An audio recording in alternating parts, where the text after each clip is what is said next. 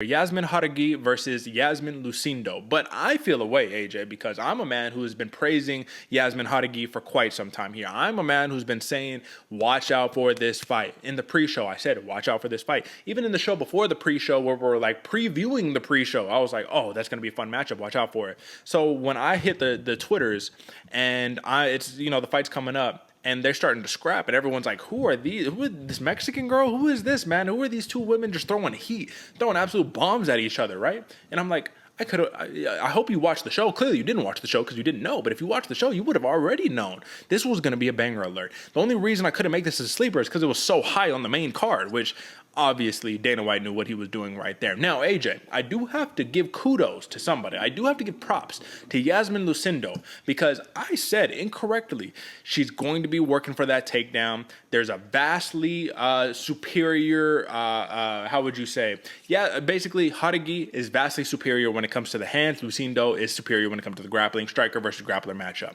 I was proven wrong because Lucindo got that dog in her too, man. She was throwing down. She was like, oh, you're the most hyped Mexican prospect in the country right now?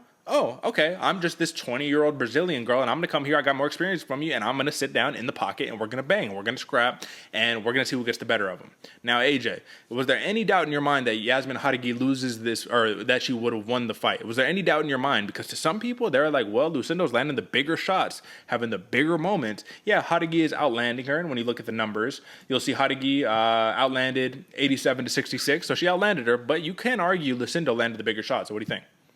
Yeah, no, I was actually expecting the Lucindo win, and probably because I did the same thing you did, Derek. I watched all those fights of Lucindo, and I was like, oh, this girl's going to be the takedown specialist. She's going to be hunting for those hips, get her to the ground, beat her up on the ground, heavy hips. We didn't see that at all. So when Lucindo came out and I saw her striking, being on point, her dog, literally, you said, standing in the middle of the cage, toe to toe, actually getting down, and made a harder fight than Jauregui was probably expecting.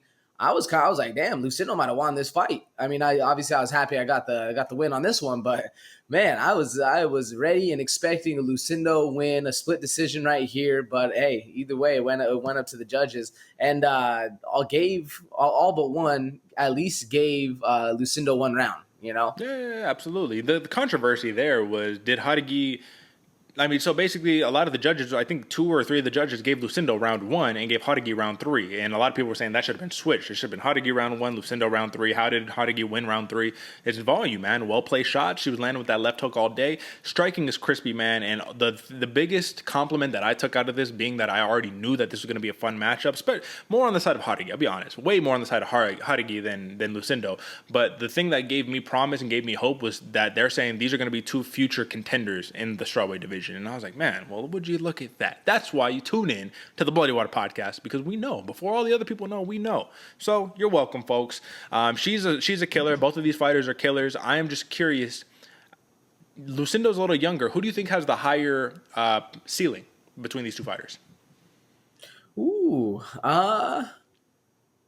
I'd probably still say Jauregui, but I mean that could also be proven wrong too, man. Because we saw Lucindo actually really put it down out there when she was fighting, man. What do you think about it? Lucindo's 20 years old. I think Jauregui is just more polished right now. You know what I mean? She has less experience overall, but she's more polished. We could see a lower ceiling for Jauregui, but still a very high level prospect, but just a little lower ceiling in terms of skill set for Lucindo. She could just be scratching the surface, you know what I mean, right here. So like she could be just very raw and have that heart and that will and that dog in her, man. So I don't have a solidified answer, but I do think both of these women are going to be fantastic contenders in the strawweight division. So a big win by Yazmin Jauregui. He cashed in on the plus 175 decision prop, and she did break her knockout streak. So once again, the UFC is the place that I've called it for years now, right? The place where streaks come to die. That is what the UFC is. So just remember that when you're handicapping fights. All right.